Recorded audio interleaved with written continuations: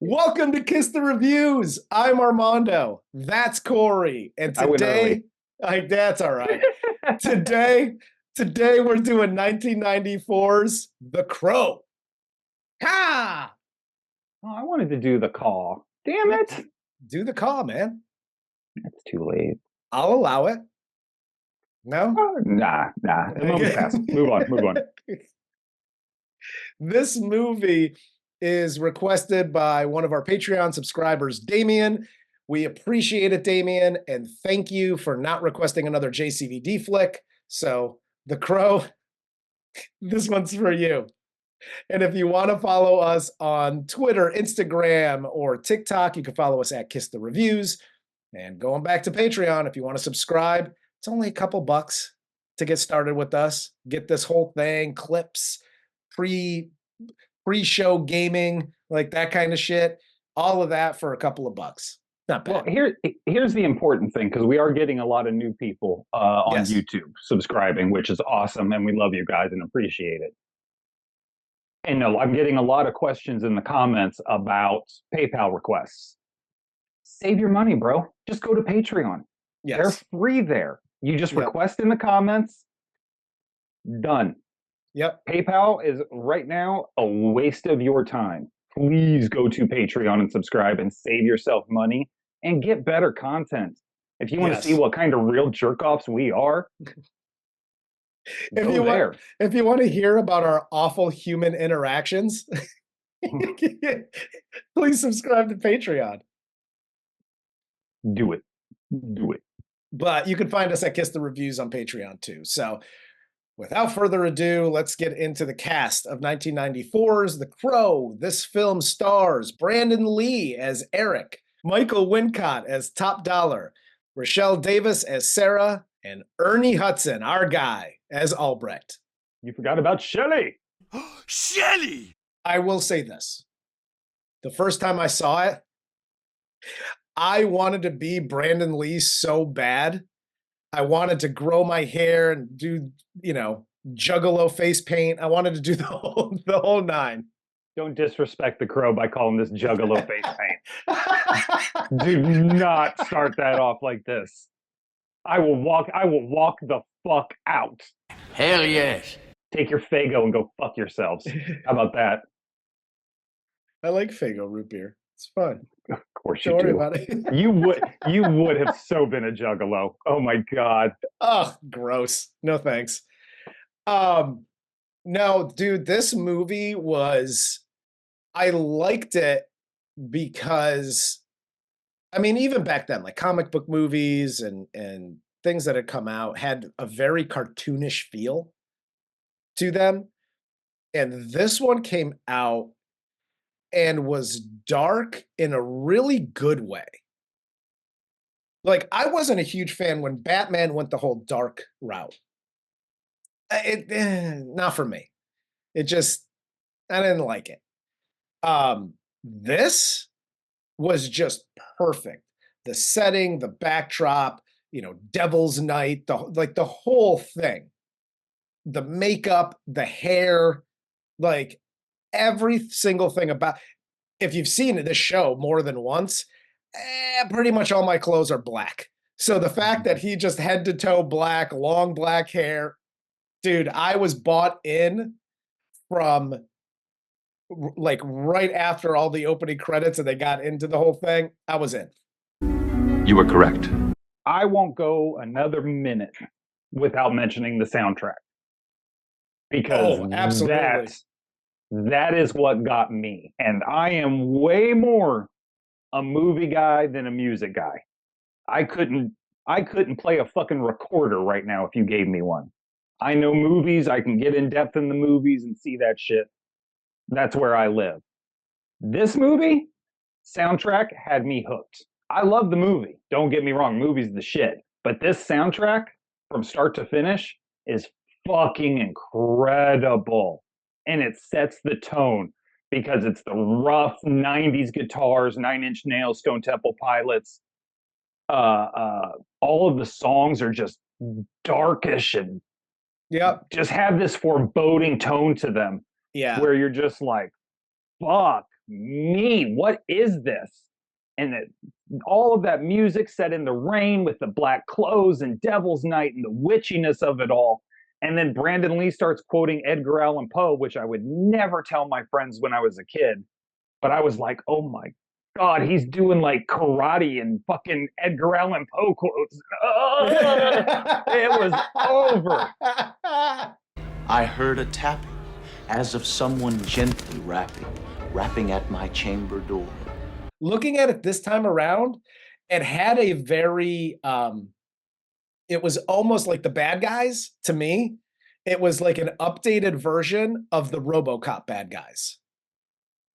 Yes, 100%. Like I got that vibe, which I loved all the RoboCop bad guys.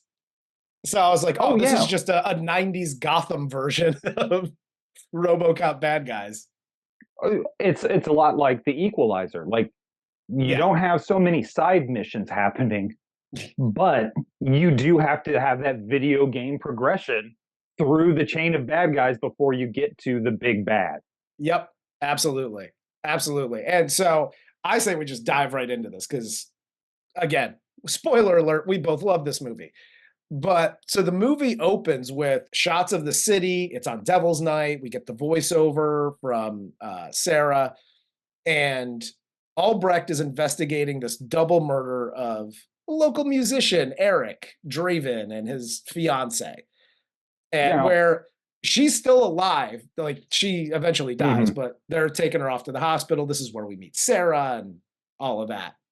First off, right off the jump, we know how I feel about children in movies. Yes. Sarah is that rare exception. 100%. Her name is Sarah Asterisk because she's the exception to the rule.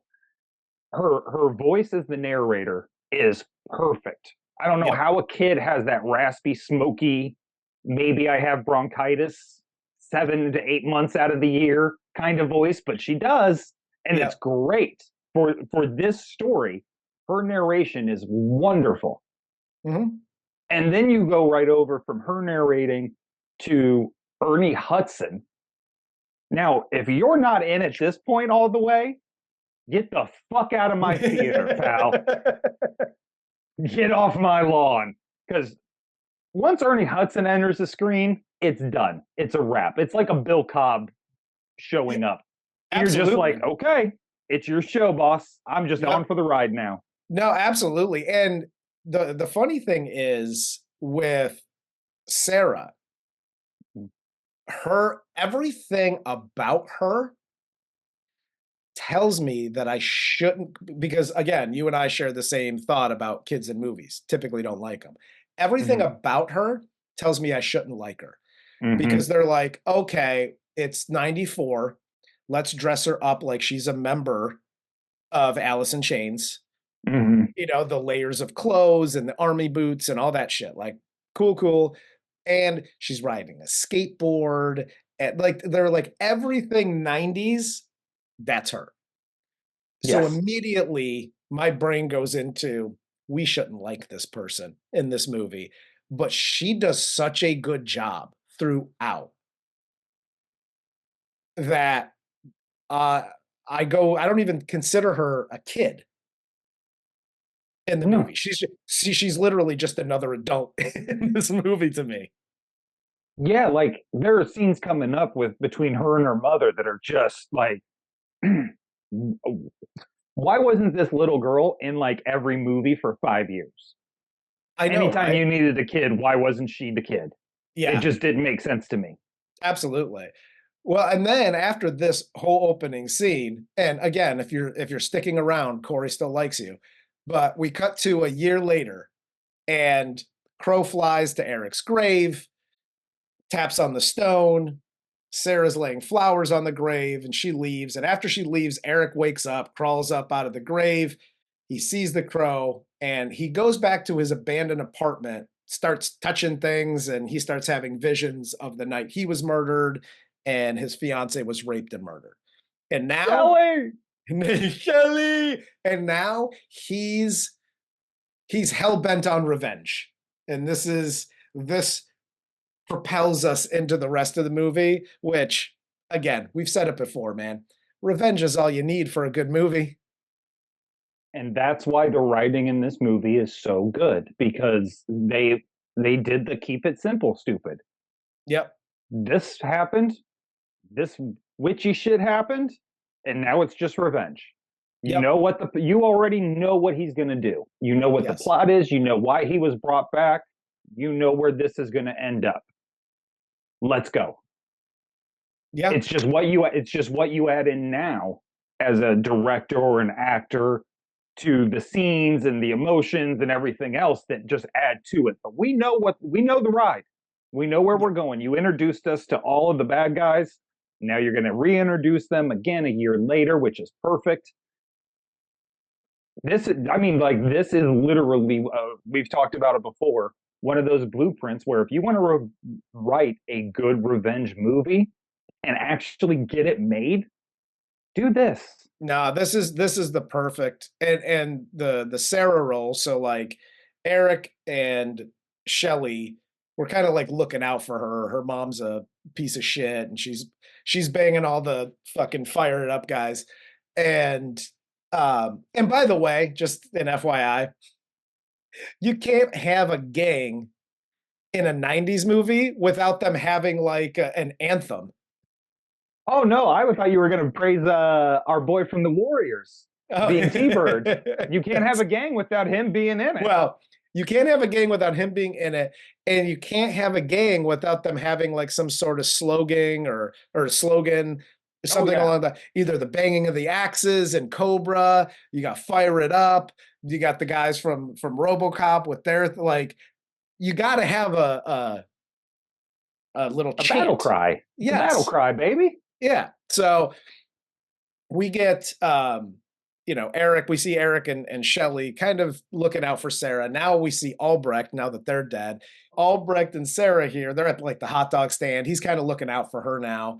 And it's Devil's Night again. And we cut to the thugs that murdered Eric doing shots with bullets and generally just being a menace in the bar. And they're doing their fire it up thing again. And the only thing I thought about this viewing was those poops gotta hurt after you do a shot with a bullet in it.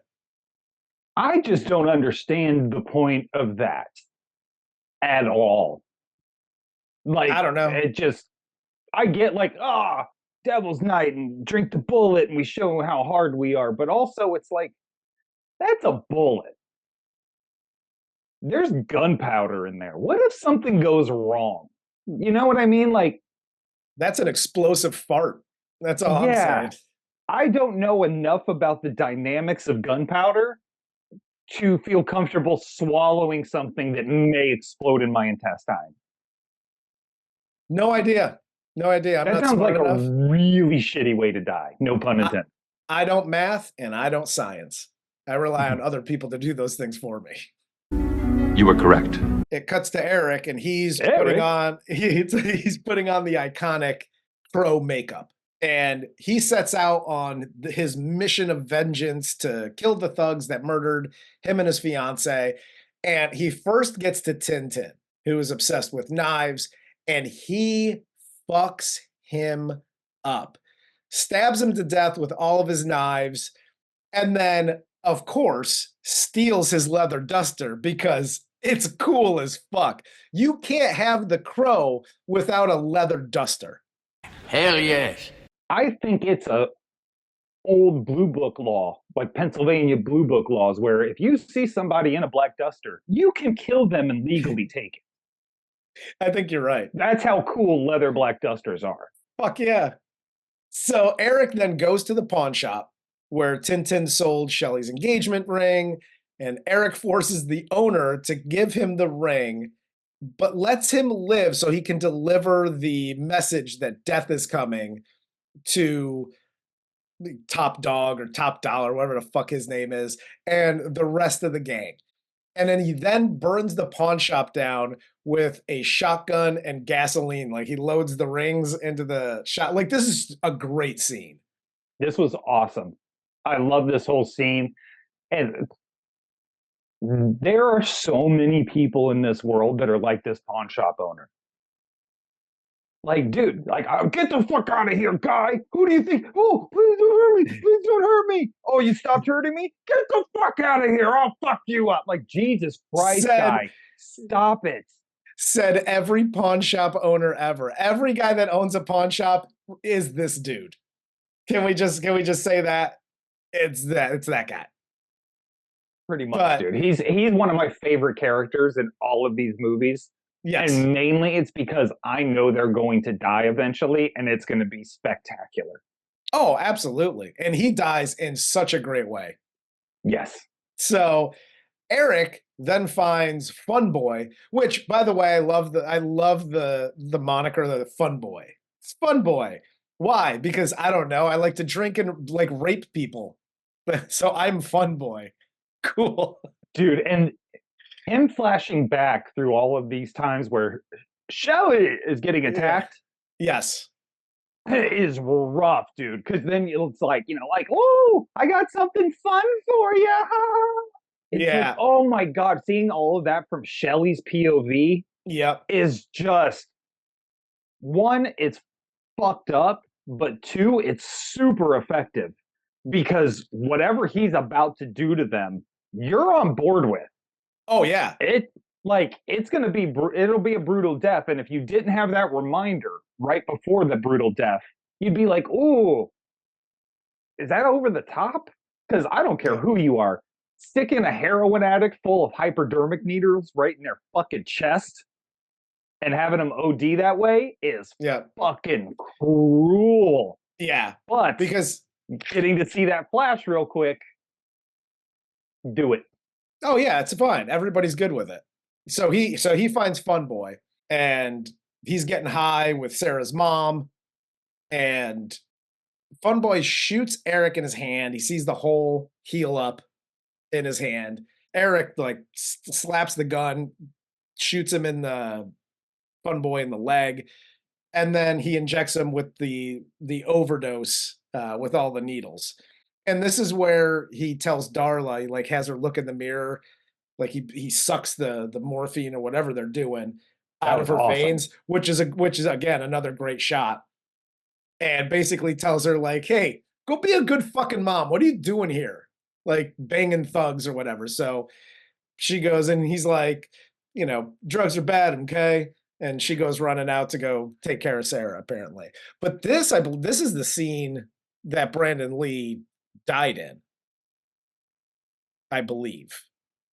Because I read something that, because that's the one thing I never got into was I knew and I'd seen some things about the movie and, Brandon Lee dying in the movie, but I never really was interested because I didn't want to know. I love the movie and I didn't want to like get into it.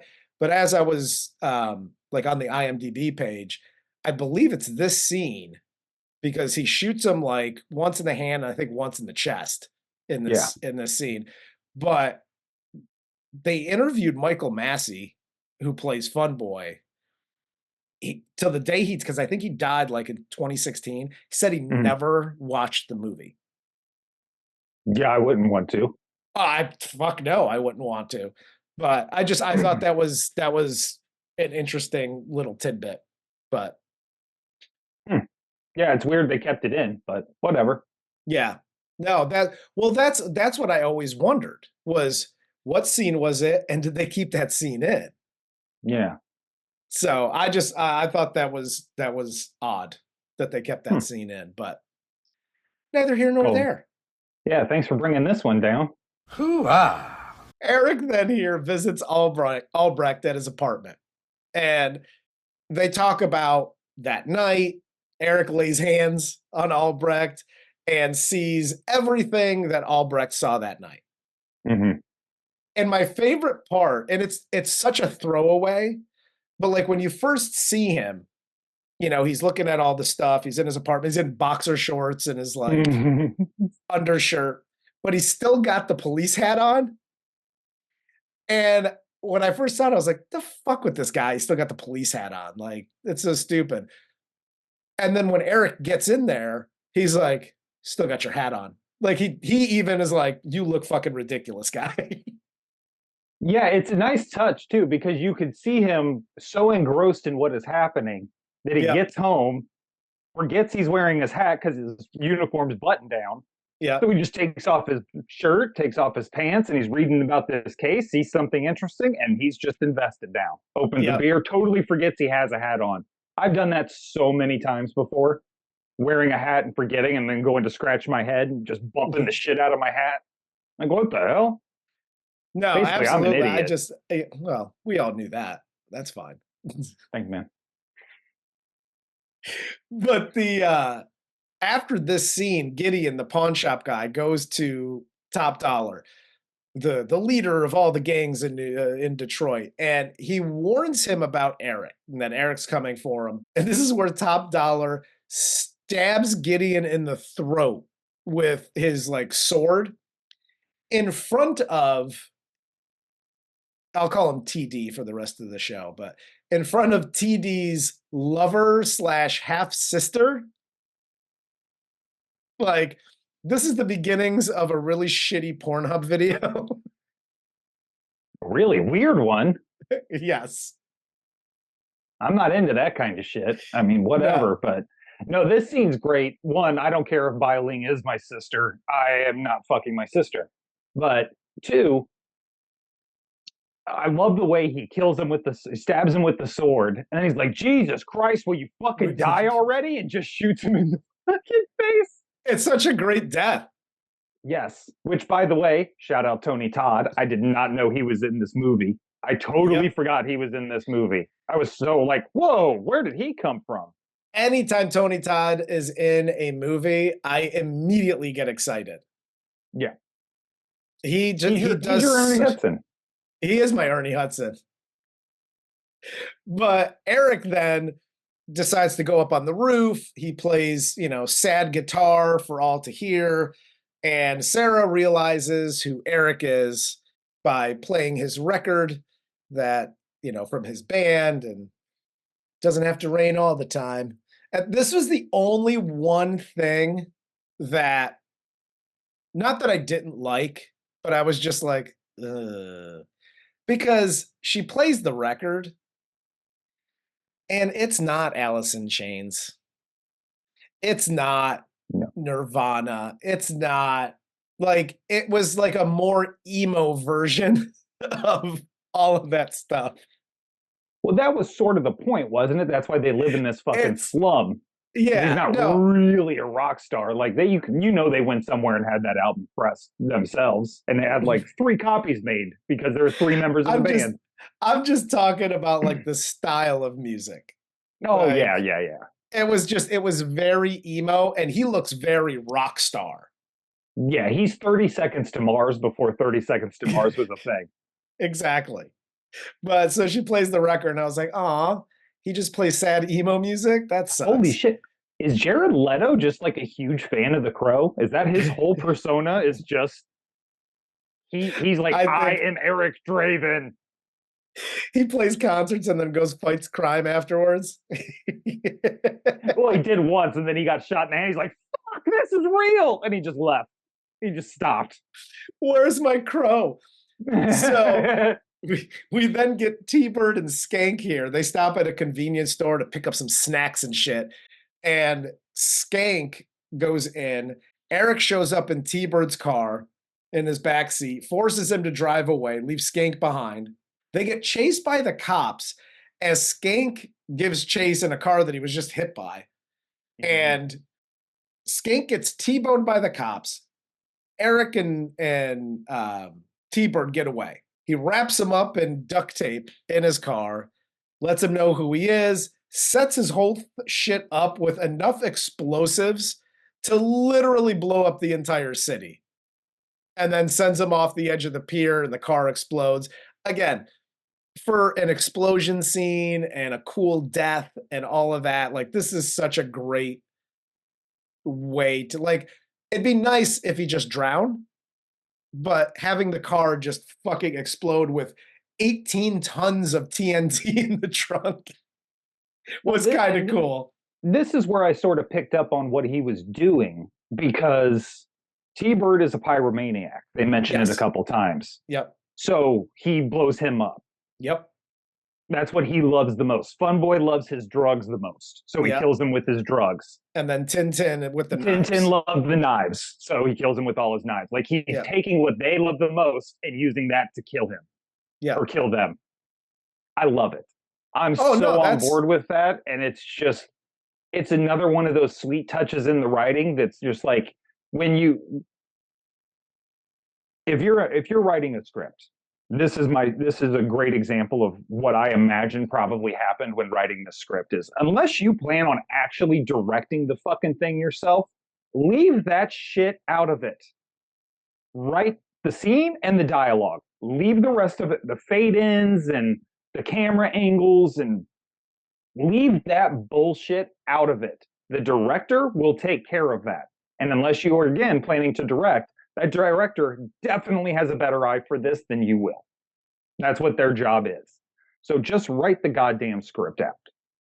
That's my advice, because this is clearly what, in my mind, that's what happened, is you had a really good script writer who focused on how they were going to get killed, why they were getting killed, and the overall message behind how they were dying.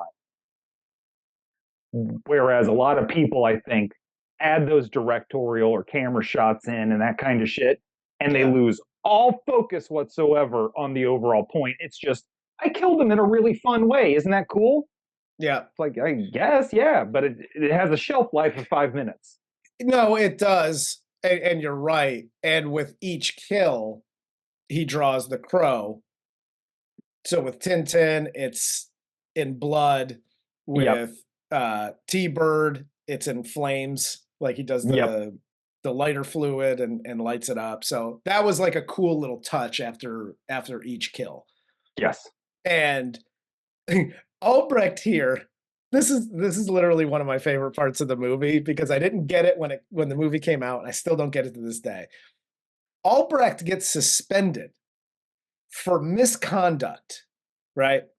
And like Sarah finally sees and talks to Eric here, and Sarah and Albrecht bond over both of them seeing Eric and talking to him and whatever.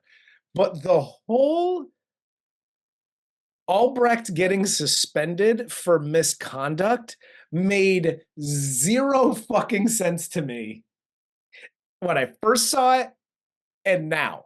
Like, I didn't get the whole, like, I understand in these types of movies sometimes, and when cops are involved, and like, you either have the I'm getting too old for this shit guy, or you got to have the God damn it, Dutch. You got to have that person.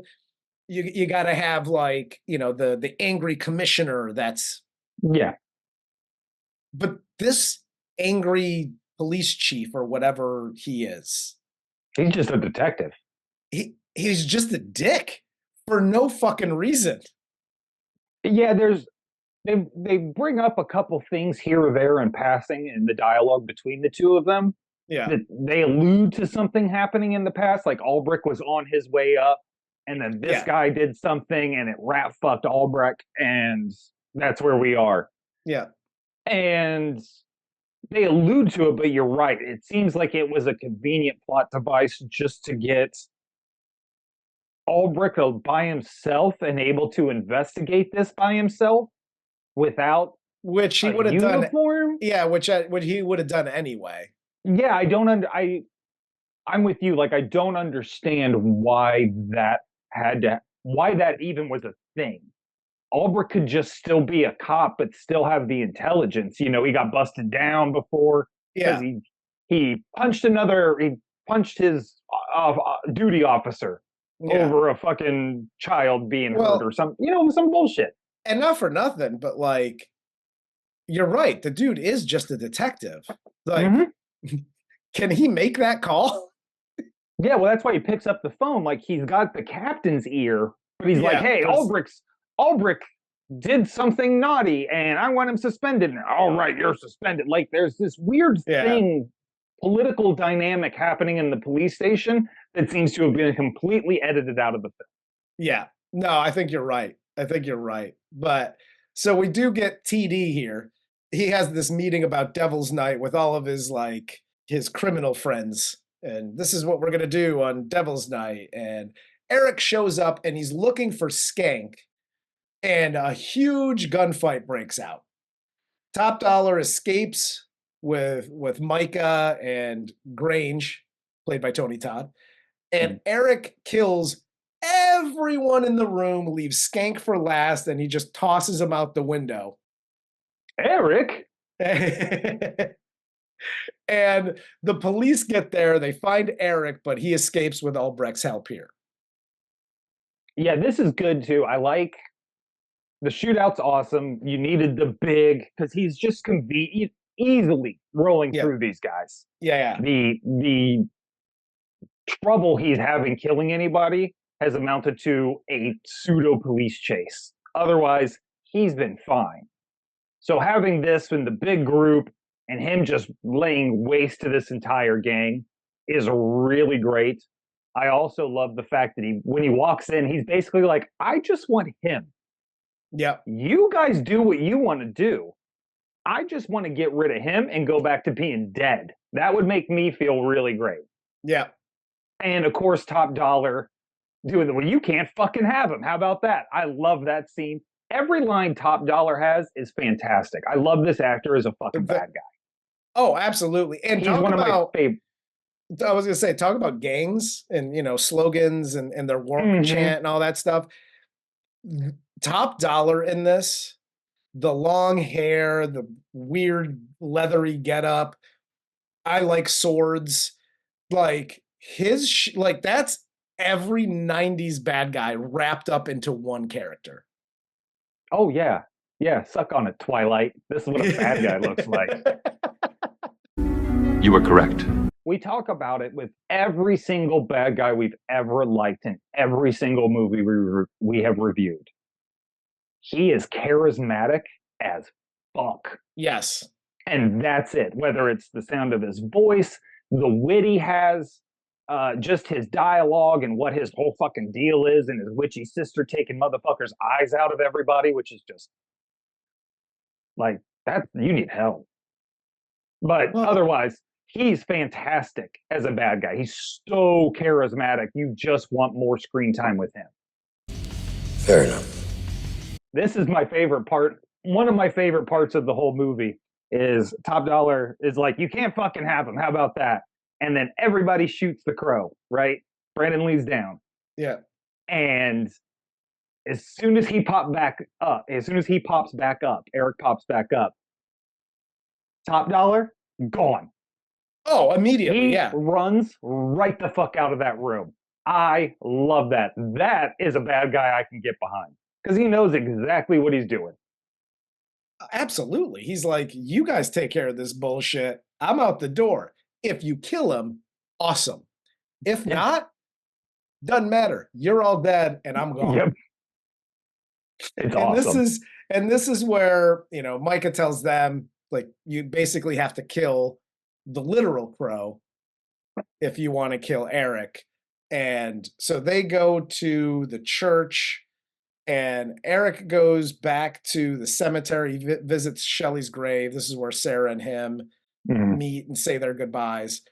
Sarah gets kidnapped. They take her back to the church. So Eric goes and follows along. He gets to the church. This is where Grange clips the crow. He's got his little scope on the crow, and he clips the crow. Top Dollar shoots Eric, and he's like, oh shit, like blood and things, not non-healing abilities and stuff. And he realizes that he's not invincible anymore. And we take this basically to the roof because Albrecht comes in here, guns a fucking blazing, starts shooting. He gets shot, and Eric goes screaming up the stairs. He runs into Micah, who is now like holding the crow hostage until the crow pecks her eyeballs out. And I love that scene. It's such a great scene because, again, this bitch is creepy as hell throughout the whole movie. Going back to killing people as they've been killed, she's popping bitches' eyeballs out. The crow pecks her eyeballs out. She goes tumbling over the stairs down to her death. And now we get the Crow to the big bad. Mm-hmm. He's made his way up the ranks. Now he's fighting the big bad in the rain. I didn't know it rained this much in Detroit, but apparently it fucking rains there all the goddamn time. I'll be honest with you. I'm about 25, 30 miles south of Detroit. It rains a fucking lot. I was going to say it rains more in Detroit in this movie than it rains in Gotham. Oh, Like, dude, it's fucking crazy. it's bullshit. I've been on fucking Schmoocide watch like 7 times this winter. It's insane. But Eric's up on the roof. They get into this like hand-to-hand sword combat, and I love when Eric gets to the top and he rips the fucking The weather vane. the weather vane off the roof, and he's fighting with that, and the base to it is like this fucking big. Look like And a cock. I mean, I am built like a tuna can, but they do the whole sword thing, and when Eric is injured, you got to have a monologue. So TD's got to give him a fucking monologue here. Mm-hmm. And as he's giving him the monologue, Eric lays hands on him and shows him 30 hours of Shelley's pain. Dude, this, like, look, I love violence, as weird as that sounds. I love the violence. I love the kills and the innovative brutality behind it. This, though, was fucking ill. I was like, yo, all of that pain all at once. Yeah. I loved it. And a little piece of me was like, I hope your butthole feels like it got gang raped. As you're falling off this roof, I hope you're like, my asshole is killing me. Like, I really hope that's what a piece of you felt. Hell yes. And what I like about this, too, because I think this is a thing that kind of gets lost sometimes in these revenge movies, is Shelley got the worst of this. Yes. Eric got pretty close to deaded and then thrown out of a fucking window. Shelley got fucking gang raped and brutally murdered. Yeah. Or like, I mean, had to go through 30 hours of shit. Yeah. Basically through this murder. So this, in a way, and it being the big bad at the end, was more of Shelley's revenge than it was his. Yes. Shelley got hers right here. Yeah. Like Eric got to do his thing and get these guys back, but this to me signified almost more of like Shelley getting her revenge. Shelley. Well, it was Shelley getting her revenge through Eric, because at the beginning he's walking around the apartment, he's touching. Eric has gotten all of Shelley's. Yeah. So he's felt it all. Yeah. Even though he got murdered, thrown out of the window and all that shit, right? Mm-hmm. He felt his stuff. Now, at the beginning, he's feeling her stuff. Mm-hmm. And he's also got Albrecht's shit in it. Like, he's felt it from every fucking perspective and every angle. Yes. And now he's literally, in computer terms, he's just downloading all of it onto this dude and then tossing him off the roof. That's amazing. That's what you do to me when you call me and bitch and moan about work all the time. You just dump load 30 hours of pain into me. That's exactly what I do. And thank God I live in a small house, because I've thrown myself off the roof literally every time we've hung up the phone. And it just doesn't work. Oh my God. So we then Eric obviously saves Sarah here. Mm-hmm. And he brings her to Albrecht. He disappears as like the ambulance and the cops show up. He goes to the grave to Shelley. He goes to Shelley's grave and he passes out. He's visited by Shelley and they're, reunited here. Eric, you get it. Thanks for saving me and getting revenge on all those guys. Let's go home. Shelley, go get my gun! So Sarah then visits Eric's grave. The crow's on the headstone holding Shelley's ring, drops it into Sarah's hands, and then it, flies away. Sarah gives this narration, and the film closes with for Brandon and Eliza, which Eliza was Brandon's wife. girlfriend, something like that. something like that. But it was a dedication to both Brandon and her, which again, for such a great movie, like this end piece where they do the dedication, it's like I really enjoyed this movie and now I'm sad again. Yeah. Like that sucked for a couple of reasons. A, they did a few of these movies. It would have been cool to see Brandon Lee in the rest of these movies. But B, Brandon Lee was basically, after this film, could have picked any project he wanted. Oh, dude, he was going to be a mega action star. Yeah. Mega action star. Having his Yep. father's name, being able to act on his own, hold his own, and then pull off a movie like this, it's just, it would have been no contest, dude. He would have owned action for a decade. 100%. 100%. And again, as far as like the actual acting goes, he was a decent actor. Like there's zero, in this movie and whatever that I was like, that's not even if it's just like one scene here or one scene there, we pick on those like little scenes like, this made me feel gross or whatever. Throughout the whole movie, he's a good actor. He's obviously good at he was good at the action piece. Like he was a 4 or 5 tool player. Oh yeah, dude. Even his first movie, Rapid Fire, which is a bullshit cliche cop movie all the way through, he does a good job in it. Yeah. Like a really good job. He was gonna be a megastar, man. It's just fucking tragic. I hope Alec Baldwin goes to jail for life for what he did to Brandon Lee. I think you're mixing up stories. Oh, am I? Okay. My bad. I'm not 100% sure because I don't read, but I think you're mixing up stories. Okay. Well, if he didn't kill Brandon Lee, then he shouldn't go to jail.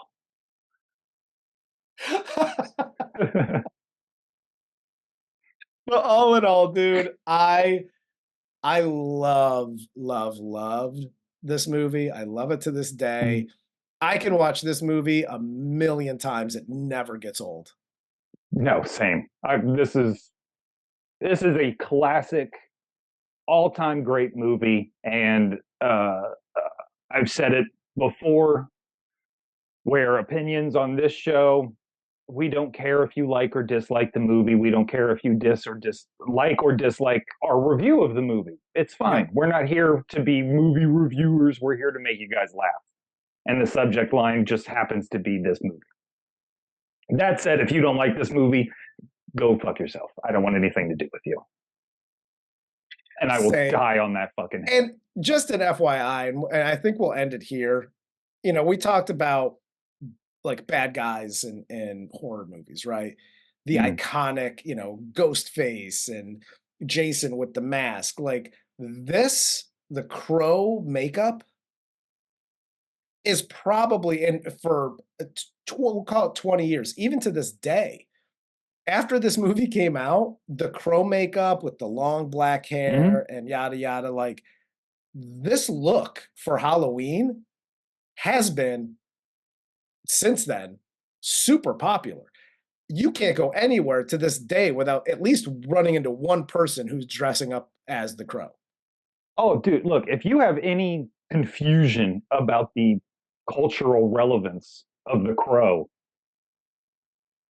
a character in WCW named Sting, who was regarded as one of the best wrestlers of all time, totally reinvented his gimmick to be the Crow.